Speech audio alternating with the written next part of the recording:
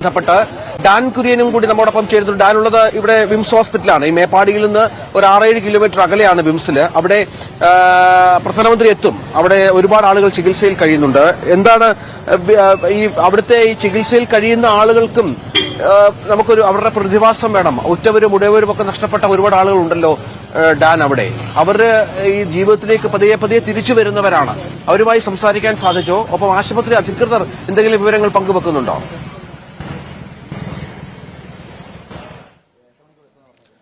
രഞ്ജിത്ത്, ദുരന്തബാധിത മേഖലകൾ സന്ദർശിച്ചതിന് ശേഷം അവിടെ വ്യോമ നിരീക്ഷണം നടത്തിയതിനു ശേഷം പ്രധാനമന്ത്രി നരേന്ദ്രമോദി ആദ്യം എത്തുന്നത് ഈ ഹോസ്പിറ്റലിലേക്ക് തന്നെ ആയിരിക്കുമെന്നാണ് ഇപ്പോൾ ലഭ്യമാകുന്ന സൂചന. അതിന്റെ അടിസ്ഥാനത്തിൽ ബോംബ് സ്ക്വാഡ് അടക്കമെത്തി ഇവിടെ പരിശോധന നടത്തിക്കൊണ്ടിരിക്കുകയാണ്. അതായത് മെറ്റൽ ഡിറ്റക്ടറിലൂടെ മാത്രമേ ആശുപത്രി ജീവനക്കാരെയും രോഗികളെയും ഇന്ന് ആശുപത്രിയിലേക്ക് എത്തുന്ന ആളുകളെയും അവിടേക്ക് പ്രവേശിപ്പിക്കുന്നുള്ളൂ.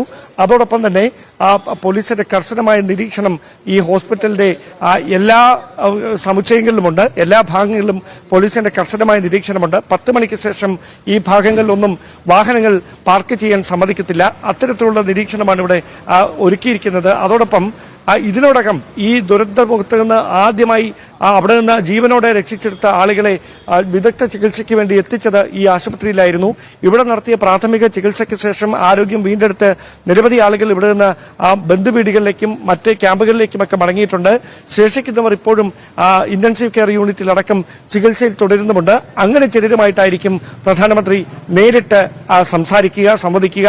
അതിനുവേണ്ടി ഒരു പ്രത്യേകം മുറി സജ്ജമാക്കിയിട്ടുണ്ട്. അവിടെ SPG പരിശോധന നടത്തിയതിനു ശേഷമാണ് മുറി സജ്ജമാക്കിയിരിക്കുന്നത്. അവിടേക്ക് പ്രധാനമന്ത്രിക്കും അവരെ ചികിത്സിക്കുന്ന ഡോക്ടർക്കും ചികിത്സയിൽ തുടരുന്ന രോഗികൾക്കും അവർക്ക് മാത്രമേ ഈ നേരിട്ട് സംവദിക്കാൻ കഴിയുകയുള്ളൂ. അങ്ങനെ ഒരു സജ്ജീകരണമാണ് ഒരുക്കിയിരിക്കുന്നത്. അതുമായി ബന്ധപ്പെട്ട ക്രമീകരണങ്ങളൊക്കെ അകത്ത് പൂർത്തിയായിട്ടുണ്ട്. ഡോക്ടർ ഷാനവാസ് ഖലീലിന്റെ നേതൃത്വത്തിൽ പ്രധാനമന്ത്രിയെ ഇവിടേക്ക് സ്വീകരിക്കുന്നതിനുള്ള ഒരുക്കങ്ങൾ അകത്ത് നടക്കുന്നുമുണ്ട്. എന്തായാലും ഒരു കാര്യം ഉറപ്പാണ്, പ്രധാനമന്ത്രി നേരിട്ട് ഈ ദുരന്തത്തിൽ പരിക്കേറ്റ് ചികിത്സയിൽ തുടരുന്നവരെ കാണാനായി ഈ ആശുപത്രിയിലേക്ക് എത്തുമ്പോൾ അതിജീവനവുമായി ബന്ധപ്പെട്ട വേദനപ്പെടുത്തുന്ന ഓർമ്മകൾ അല്ലെങ്കിൽ എങ്ങനെ തങ്ങളുടെ പുനരധിവാസം ഉറപ്പാക്കണമെന്ന കാര്യത്തിലടക്കം അവർക്കുള്ള ആശങ്കകൾ പ്രധാനമന്ത്രി അവർ നേരിട്ട് തന്നെ അറിയിക്കും എന്നാണ് സൂചന. സ്വാഭാവികമായി വയനാടിന് വേണ്ടി പ്രത്യേക പാക്കേജ് എന്ന സർക്കാർ മുമ്പോട്ട് വച്ചിരിക്കുന്ന ആവശ്യം ഇപ്പോൾ ഇവിടെ എല്ലാം നഷ്ടപ്പെട്ട് ജീവൻ തിരികെ പിടിക്കാനായി ചികിത്സയിൽ തുടരുന്ന രോഗികൾ കൂടി പ്രധാനമന്ത്രിക്ക് മുമ്പിൽ അവർ കൂടി അത്തരത്തിലുള്ള ഒരു വേദനകൾ പങ്കുവെക്കുന്ന സാഹചര്യത്തിൽ